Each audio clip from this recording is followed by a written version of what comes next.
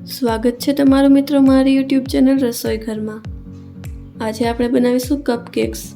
તો ચાલો શરૂ કરીએ આજની આપણી આ રેસીપી। તેના માટે સૌથી પહેલાં આપણે લેશું બિસ્કિટ અને તેને આ રીતે નાના ટુકડા કરીને મિક્સર જારમાં ઉમેરી દઈશું।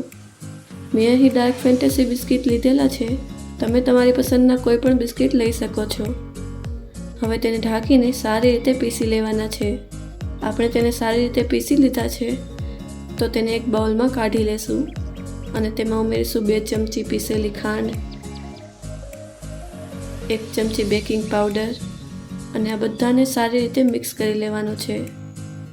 ખાંડ તમે તમારી પસંદ મુજબ વધુ કે ઓછી કરી શકો છો। ત્યારબાદ તેમાં ઉમેરીશું 1 કપ દૂધ અને તેને પણ સારી રીતે મિક્સ કરી લેશું।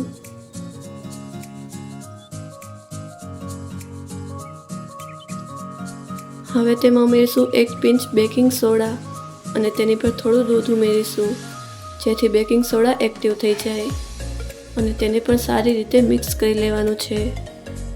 આપણે આ કન્સિસ્ટન્સીનું બેટર તૈયાર કરવાનું છે। હવે બેટર તૈયાર થઈ ગયું છે તો તેને આ રીતે કપમાં કાઢી લેશું।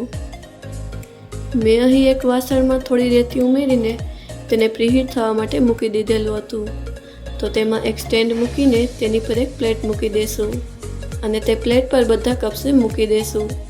હવે તેને ઢાંકીને મીડિયમ ફ્લેમ પર 15 મિનિટ માટે બેક થવા દેવાના છે। 15 મિનિટ થઈ ગઈ છે તો આપણે તેને ટૂથપીક વડે ચેક કરીશું। ટૂથપીક એકદમ ક્લીન બહાર નીકળી છે, એટલે કે કેક સારી રીતે બેક થઈ ગયા છે।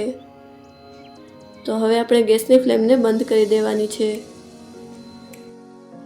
તૈયાર છે ખૂબ જ સરળ, સ્વાદિષ્ટ અને ઝટપટ બની જતા કપકેક્સ। આ કપકેક્સ બાળકોને ખૂબ પસંદ આવે છે, તો તમે પણ એકવાર આ રીતે કપકેક્સ બનાવીને જરૂરથી ટ્રાય કરજો। જો તમને અમારો આજનો આ વિડીયો પસંદ આવ્યો હોય તો અમને કમેન્ટ કરીને જરૂરથી જણાવજો અને અમારા આ વિડીયોને લાઈક અને શેર કરજો। જો તમે અમારા ચેનલ પર નવા હો તો ચેનલને સબસ્ક્રાઈબ કરો અને બાજુમાં આપેલા બેલ આઇકનને પ્રેસ કરો જેથી અમારા નવા વિડીયોની નોટિફિકેશન તમને સૌથી પહેલાં મળે।